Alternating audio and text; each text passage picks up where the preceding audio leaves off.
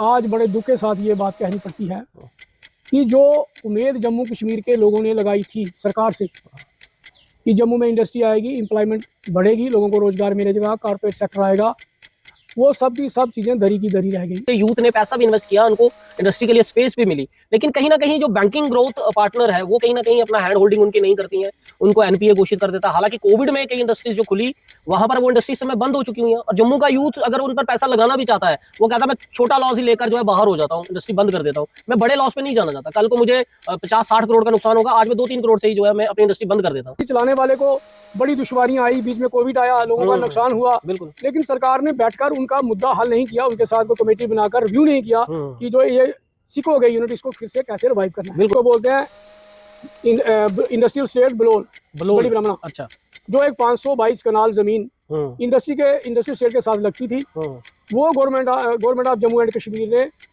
2018 में प्रॉपर तरीके से ऑनलाइन एप्लीकेशन लगाकर लोगों को अलॉट की। ये है कि जब वो जमीन का पैसा एज पर गाइडलाइन लोगों ने डिपार्टमेंट के पास जमा कराया, सिडको के पास, और उसकी प्रॉपर तौर से कोर्ट में कुछ लोगों की रजिस्ट्री भी होगी, लेकिन जब रजिस्ट्री करने के बाद फिजिकल पोजीशन की टाइम आया तो सरकार ने कह दिया, डिस्ट्रिक्ट एडमिनिस्ट्रेशन सांबा ने, कि ये जो जमीन है ये गैर मुमकिन खड है, ये इंडस्ट्री की जमीन नहीं है। तो लेकिन बदकिस्मती यह है कि उसमें से 236 कनाल जमीन जो है वो इंडस्ट्री डिपार्टमेंट ने सिडको को दे दी है, रेवेन्यू ने इंडस्ट्री को दे दी, इंडस्ट्री ने सिडको को दे दी, और लोगों को फिजिकली पोजीशन मिलने के लिए। लेकिन उसमें से कोई 12-14 लोग हैं जिनको फिजिकली पोजीशन मिला, लेकिन वो आज भी इंडस्ट्री लगाने के काबिल नहीं है। वजह जम्मू के लोगों ने, इंजीनियर ग्रेजुएट हैं लोग, पढ़े लिखे एमपी हैं, उन्होंने इंडस्ट्री लगाने के लिए आगे बढ़े थे, जिसमें उन्होंने पैसा दिया होगा लोगों ने, उन्होंने बड़ा लाखों रुपए जमा कराया, किसी 20 लाख। तो वो आप कह रहे हो, जो मीटिंग जो कह रहे हो, जिस तरह आपने कहा कि चीफ सेक्रेटरी इसको हेड करते हैं, तो जो सरकार यहाँ की बनी है वो मिलकर किस तरह से इंडस्ट्रीज में इसमें फायदा दे पाएंगे? मैं सरकार के ध्यान दिलाना चाहता हूँ कि अब एपीसीसी की मीटिंग 2021 में हुई, उसके बाद हुई नहीं। अच्छा, हुई नहीं 2021 के बाद? अब हमारे सब लोगों के, बिलोल के भी और भी केस एपीसीसी में हैं, जिसकी वजह से काफी इंडस्ट्री जो है सफर कर रही है, आगे नहीं बढ़ रही है। अगर वाकई ये सरकार चाहती है कि यहाँ इंडस्ट्रियल कल्चर डेवलप हो, तो फिर ये जो कमेटियां सरकार ने बनाई है इंडस्ट्री पॉलिसी के तहत, उसकी मीटिंगें टाइम टू टाइम होनी चाहिए, और जल्दी से जल्दी लोगों को रिलीफ मिलना चाहिए, ताकि इंडस्ट्री कल्चर आगे बढ़े। जी, एक इंडस्ट्रीज आती हैं, वो बैंक से लोन लेते हैं, सब्सिडी लेते हैं, लेकिन रोजगार भी यहाँ पर देते हैं, लेकिन 6 महीने 7 महीने, साल, 1.5 साल 2 साल चलाते हैं, फिर वो अपना सब्सिडी का फायदा लेकर, बेनिफिट लेकर वो यहाँ से चले जाते हैं। इसमें कितनी सच्चाई है? ये अफवाह है या सच्चाई है? 28,400 करोड़ रुपए का पैकेज, इंडस्ट्रियल पैकेज जो है अनाउंस किया था, वो पैकेज लगभग खत्म हो गया। उसमें बाहर की इंडस्ट्री भी यहाँ आई थी, लेकिन उसमें बड़ी दुश्वारियां हैं। ग्रीन ट्रिब्यूनल की एनओसी चाहिए, फॉरेस्ट की एनओसी चाहिए, पोल्यूशन कंट्रोल का मसला है, पावर की प्रॉब्लम है, इंडस्ट्रियल स्टेट में दुनिया भर के स्टे ऑर्डर लगे हैं, झगड़े हैं। तो मैंने जो पहले ही आपसे बात की कि जब तक इंडस्ट्रियल स्टेट कंप्लीट नहीं होता, एडवर्टाइजमेंट नहीं निकालनी चाहिए। आज लाखों लोग लाइन में लगे हुए हैं, लेकिन सरकार मजबूर है उनको जमीन देने के लिए, आगे बढ़ने के लिए। जो इंडस्ट्री बाहर से आई है वो भी बंद है। हमने ये सोचा था कि जो बाहर से इंडस्ट्री आएगी, जम्मू कश्मीर की छोटी इंडस्ट्री जो है वो उनका कोई काम करेगी, उनके कोई प्रोडक्ट बनाएगी, यहाँ लोगों को रोजगार मिलेगा। और हम ये चाहते हैं कि जम्मू कश्मीर के लोगों को पैकेज जो है, रोजगार का पैकेज जो है, बड़ी इंडस्ट्री में भी मिलना चाहिए। लेकिन अब इंडस्ट्री भी बाहर से आई है और लेबर भी बाहर से आ रही है, तो जम्मू कश्मीर के लोगों का उसको कोई फायदा नहीं हो रहा है। बाहर की इंडस्ट्री से जम्मू के लोगों को रोजगार नहीं मिल पा रहा। मेरा ये कहना, जम्मू में इंडस्ट्री सेक्टर जो है वो किस तरह से चल रहा है? क्या जो भाषणों में जो बात बताई जाती है कि इंडस्ट्रीज बड़े अच्छी तरह से ग्रोथ हो रही है और बहुत बाहर की इंडस्ट्रीज भी आ रही है, लेकिन असलियत क्या है? क्योंकि जो वीडियो मैंने आपको दिखाई, इसमें आप असलियत जो है वो देख रहे हैं, लेकिन अब इसमें साथ जुड़े हुए लोगों से भी बातचीत करनी उतनी ही ज़्यादा ज़रूरी है। मेरे साथ इस समय confederation of industries and commerce के प्रेसिडेंट, एसोसिएशन के जो प्रेसिडेंट हैं राकेश शर्मा जी, वो मेरे साथ बैठे हुए हैं। राकेश जी, कैसे देखते हैं इंडस्ट्रीज, जिस तरह से नेताओं के मुंह से सुनने को मिलता है, बड़े भाषणों में सुनने को मिलता है कि इंडस्ट्रीज की बहुत ज़्यादा डेवलपमेंट हो रही है और जम्मू को एक इंडस्ट्री सेक्टर जो है बड़ा ज़्यादा डेवलप कर रहा है, क्या इसमें कितनी सच्चाई है? क्योंकि कुछ चीज़ें हमारे भी पास आई हैं, किस तरह से इंडस्ट्रीज जो है बंद हो रही हैं। आप इस पर क्या अपनी राय रखते हैं? शुक्रिया सरदार साहब। मैं आपको इंडस्ट्री के बारे में थोड़ी सी जानकारी देना चाहूँगा। यूटी बनने के बाद गवर्नमेंट ऑफ इंडिया की तरफ से ये बड़ा क्लेम किया गया कि जम्मू कश्मीर के अंदर इंडस्ट्रियल कल्चर को बढ़ावा दिया जाएगा, मगर मुझे आज बड़े दुख के साथ ये बात कहनी पड़ती है कि जो उम्मीद जम्मू कश्मीर के लोगों ने लगाई थी सरकार से कि जम्मू में इंडस्ट्री आएगी, एम्प्लॉयमेंट बढ़ेगी, लोगों को रोज़गार मिलेगा, कारपोरेट सेक्टर आएगा, वो सब की सब चीज़ें दरी की दरी रह गई। सरकार ने जल्दबाजी में इंडस्ट्री पॉलिसी बनाई, जबकि सरकार के पास यहाँ इंफ्रास्ट्रक्चर ही नहीं था। अच्छा।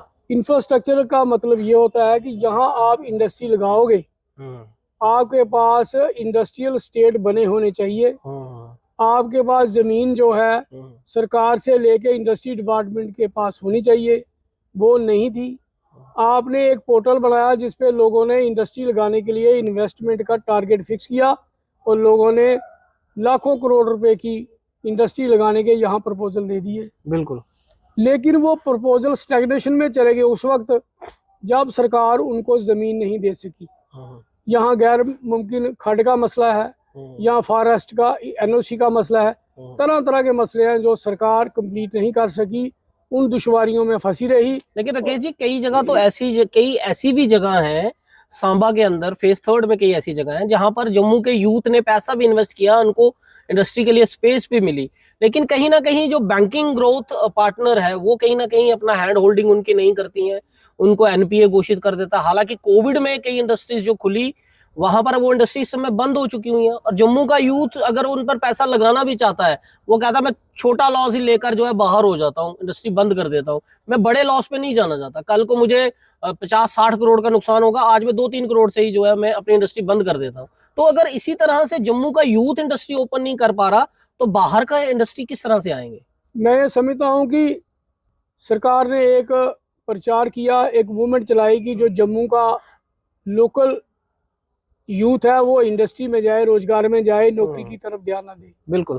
कुछ लोगों ने इंडस्ट्री लगाने की कोशिश की, इंडस्ट्री लगाई भी, लेकिन इंडस्ट्री पॉलिसी में जो फॉर्मेलिटीज हैं, जो दुश्वारियां बहुत ज्यादा हैं, जैसे पोल्यूशन कंट्रोल की परमिशन है, बैंकों की तरफ से लोन है, बिजली की तरफ से बिजली है, लेबर डिपार्टमेंट है, तरह तरह के डिपार्टमेंट हैं। बैंकिंग की तो मेरी जो इंडस्ट्रीज बंद हुई हैं उनसे मेरी बात हो रही है, वो ये कह रहे हैं कि हमें तो एनपीए घोषित कर दिया बट हमें नोटिस भी कोई नहीं दिया गया कि हमें एनपीए घोषित कर दिया गया। मैं ये समझता हूँ कि बैंक वाले ने लोन दे दिया, लेकिन इंडस्ट्री चलाने वाले को बड़ी दुश्वारियां आई, बीच में कोविड आया, लोगों का नुकसान हुआ। बिल्कुल। लेकिन सरकार ने बैठकर उनका मुद्दा हल नहीं किया, उनके साथ कोई कमेटी बनाकर रिव्यू नहीं किया कि जो ये सिक हो गई यूनिट इसको फिर से कैसे रिवाइव करना है। बिल्कुल, उनका हैंड होल्ड करें, उनको टाइम मिले। एमएसएमई इंडस्ट्रीज के जो प्रेसिडेंट हैं वो बैठे हैं, सरकार बैठे साथ में, बैंक्स बैठे साथ में।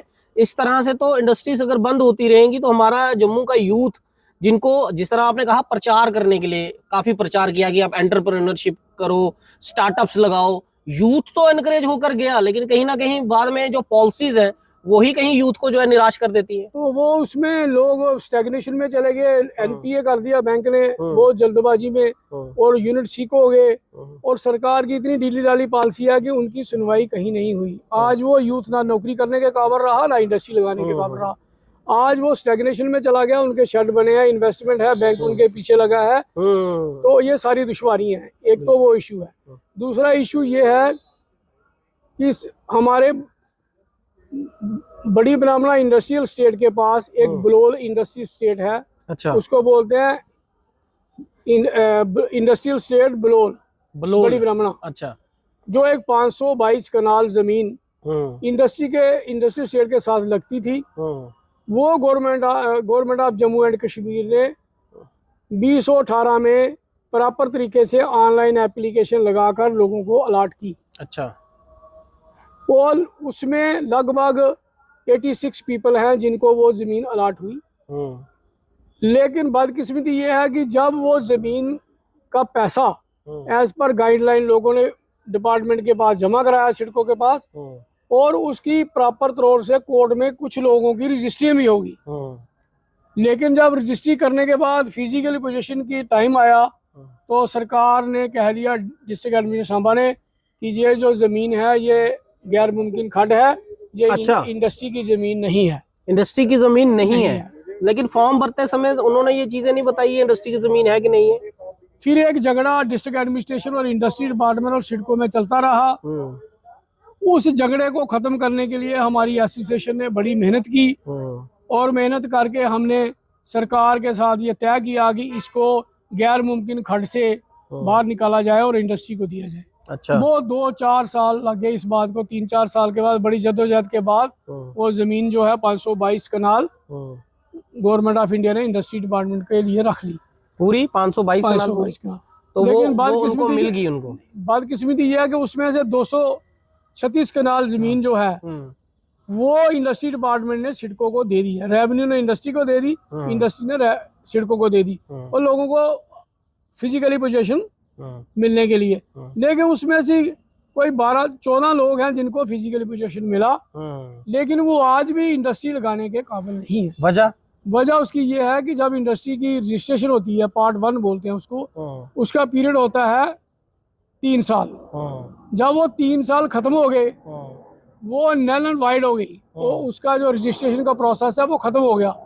अब जमीन तो लोगों को मिली है, कुछ लोगों को, लेकिन उनका जो पार्ट 1 है उसकी एक्सटेंशन नहीं है, उसकी वजह से वो आगे नहीं बढ़ रहे हैं। मान के चलो कि 2018 की पोजीशन आज भी वहीं खड़ी है।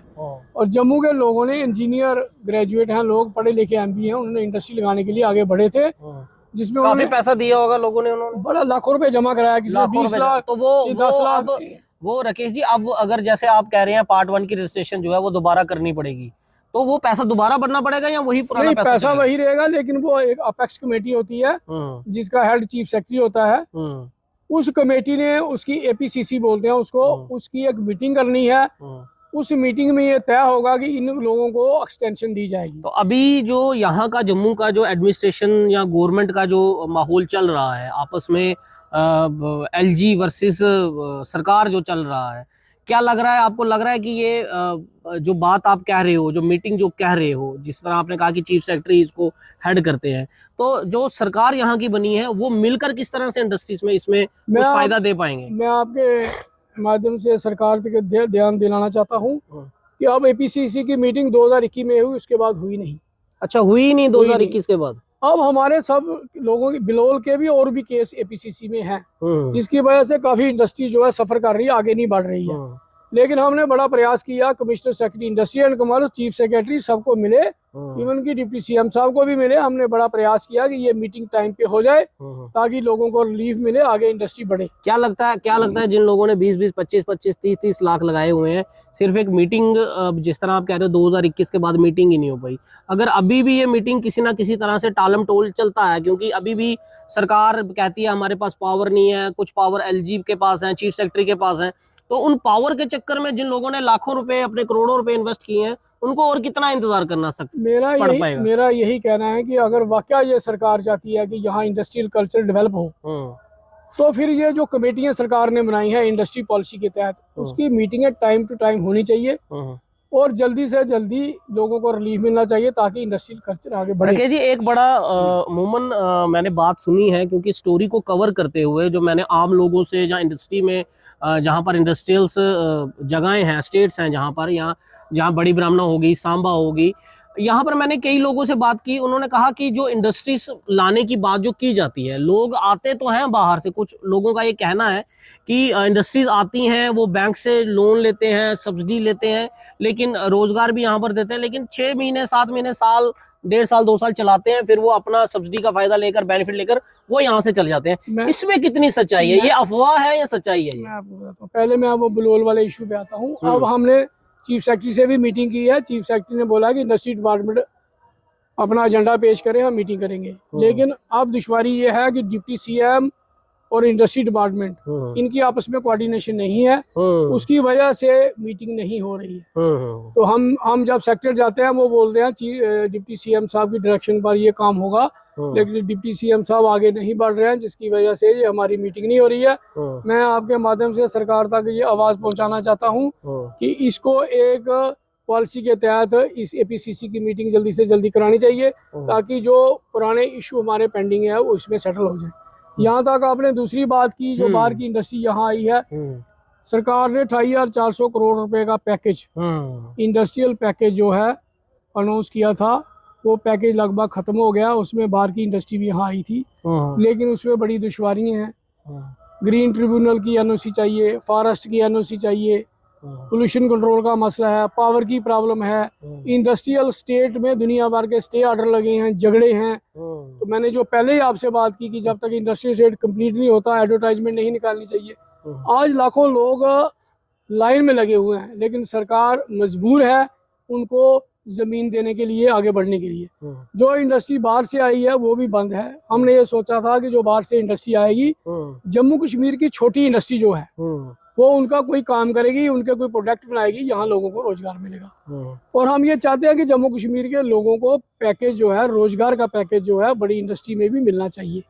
लेकिन अब इंडस्ट्री भी बाहर से आई है और लेबर भी बाहर से आ रही है। अच्छा। तो जम्मू कश्मीर को लोगों का उसको कोई फायदा नहीं मतलब हो रहा है। बाहर की इंडस्ट्री से जम्मू के लोगों को रोजगार नहीं मिल पा रहा।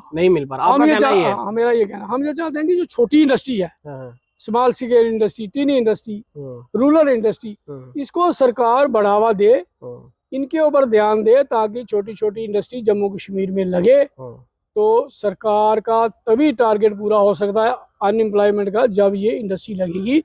इसलिए सरकार को इसके लिए सीरियस एफर्ट करने चाहिए। मंत्री साहब को मीटिंग करके कोई पॉलिसी तैयार करनी चाहिए जिसमें लोकल इंडस्ट्री को बढ़ावा मिले। ये बयान कैसे देखते हैं, जो अभी भी ये बयान चल रहे हैं कि जम्मू में इंडस्ट्रीज जो हैं बहुत आ रही हैं, जो आपने जो बातें बोली, आपको लगता है जो वो बयान है वो सही बयान दिए जा रहे हैं या सिर्फ एक चेहरा बनाने की कोशिश जो की जा रही है? इंडस्ट्री यहाँ आई है, इसमें दो राय नहीं है, लेकिन जम्मू कश्मीर के लोगों को उसका कोई प्रॉपर फायदा नहीं हो रहा।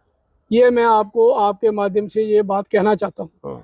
जब तक जम्मू कश्मीर के लोगों को इंडस्ट्री का फायदा नहीं होगा, बाहर की इंडस्ट्री आने का कोई मतलब नहीं है। जम्मू के लोगों को ना तो रोजगार है, नौकरी है नौजवानों को, ना इंडस्ट्रियल लैंड मिल रही है, ना इंडस्ट्रियल पैकेज मिल रहा है। तो सबका काम रुका हुआ है। अभी जो गवर्नमेंट ऑफ इंडिया ने इंडस्ट्रियल पैकेज अनाउंस किया है, उसमें जम्मू कश्मीर की तरफ कोई इंडस्ट्री और बिजनेस कम्युनिटी के लिए ध्यान नहीं दिया गया है। इस पे भी एक बड़ी दुश्वारी है। स्टेट गवर्नमेंट के पास इतने रिसोर्सेज नहीं है कि जम्मू कश्मीर की इंडस्ट्री को आगे बढ़ाए।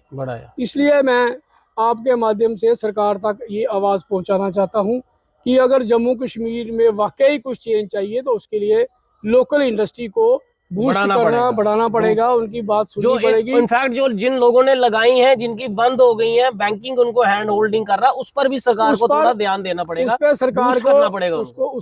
दो तरह की टास्क फोर्स कमेटी की यहाँ जरूरत है। एक टास्क फोर्स कमेटी सरकार बनाए, जितने भी इंडस्ट्रियल यूनिट नहीं चल रहे हैं, जो किसी दुश्वारी की वजह से सिक हो गए, उनको रिवाइव करने के लिए एक टास्क फोर्स कमेटी इमीडिएट बनानी चाहिए ताकि उनको दोबारा से मेन स्ट्रीम में ला जाए। दूसरा मैं ये कमेटी चाहता हूँ, एक अपेक्स कमेटी, कि जितने भी इंडस्ट्रियल स्टेट सरकार ने बनाए हैं, जैसे बड़ी ब्राह्मणा बलोल है, मीन चाड़का है, फेज 3 सांबा है, उधमपुर है, बिल्कुल अखनूर है, इनमें सरकार ने कुछ थोड़ी जगह अनाउंस की थी इंडस्ट्रियल सेक्टर को बढ़ाने के लिए। लेकिन बदकिस्मती ये है कि वहाँ कुछ लीगल एक्टिविटी स्टार्ट हो गई है, लोगों ने स्टे ले लिए हैं, कोई इंक्रोचमेंट होगी। ये मैं ये समझता हूँ कि सरकार को एक टास्क फोर्स कमेटी बनाकर ये जो इशू है इंडस्ट्रियल स्टेट के पेंडिंग, इसके लिए स्पेशल कुछ अफसरों की कमेटी बनाए, सॉल्व करने पड़ेंगे। पहले एक कमेटी बना के अगर कोर्ट में भी चले गए हैं तो एक कमेटी हो जो मॉनिटर करे इनके ऊपर, एक रिस्पॉन्सिबिलिटी हो किसी की तो टाइम टू टाइम इसको मॉनिटर करे और जल्दी से जल्दी रिजॉल्व करके इशू लोगों को जमीन दी जाए ताकि आगे इंडस्ट्री बढ़े। बहुत बहुत शुक्रिया बात करने के लिए। हमारे साथ राकेश शर्मा थे और आपने देखा कि जो इनका कहना है, जो ये चीजें फेस कर रहे हैं, क्योंकि ये इंडस्ट्री सेक्टर से जुड़े हुए लोग हैं। जो मैंने आपको स्टोरी सांबा फेज 3 की बताई, जहां पर जम्मू यूथ लोग जो हैं वो पैसा इन्वेस्ट कर रहे हैं, लेकिन कहीं ना कहीं वो भी इंडस्ट्रीज जो है वो बंद हो चुकी हैं। जिस तरह राकेश जी ने बताया, बलोल खड्ड में 522 कनाल जमीन है, लेकिन वहां पर लोगों ने पैसा लाखों में जो है लगाया हुआ है, लेकिन आज भी उनके पास उसकी पोजेशन कुछ ही लोगों के पास है, कुछ लोगों के पास पोजेशन नहीं है। कमेटीज पेंडिंग पड़ी हुई है, मीटिंग्स पेंडिंग पड़ी हुई हैं, लेकिन प्रचार जो है वो बहुत जोरों शोरों से किया जा रहा है कि जम्मू के रोजगार को, बेरोजगार युवा को रोजगार देने के लिए बाहर से बड़ी बड़ी इंडस्ट्री जो आ रही है। लेकिन हकीकत क्या है, इसके अंदर की क्रूतियां क्या हैं, इन चीजों को कब सरकार खत्म कर पाएगी? आपस के भेदभाव में क्या जम्मू के लोग अपनी इंडस्ट्रीज पे जो पैसा लगा चुके हुए हैं, क्या उनको कितना इंतजार करना चाहिए? क्या प्रचार करने से ही जम्मू का रोजगार जो है वो मिल पाएगा और बेरोजगार युवा जो हैं वो लग पाएंगे? लेकिन एक बात राकेश जी ने और भी कही कि बाहर की जो इंडस्ट्रीज आ रही हैं उससे जम्मू के नौजवानों को एम्प्लॉयमेंट नहीं मिल रहा है। वो बाहर के इंडस्ट्रीज वाले बाहर के ही लोगों को नौकरियां दे रहे हैं, जम्मू के लोगों को नहीं दे रहे हैं। तो फिर जम्मू जो सबसे बेरोजगारी में उच्च स्तर पर आ रहा है, उसकी बेरोजगारी, सरकारी नौकरियां मिल नहीं रही, बच्चे एग्जाम देकर सड़कों पर लाठियां खा रहे हैं और प्राइवेट सेक्टर में इंडस्ट्री ही एक ऐसा हाथ है जो हमारे युवाओं को बेरोजगारी से बाहर निकाल सकता है। लेकिन ये भी सिर्फ प्रचार में दिख रहा है। असलियत में ग्राउंड में क्या चीजें चल रही हैं जो राकेश जी ने बताया, क्या इसको जल्द खत्म करने के लिए सरकार कोई नीति बनाने वाली है या अभी और इंतजार जो है इस इंडस्ट्री सेक्टर को सिर्फ प्रचारों में ही देखा जाएगा?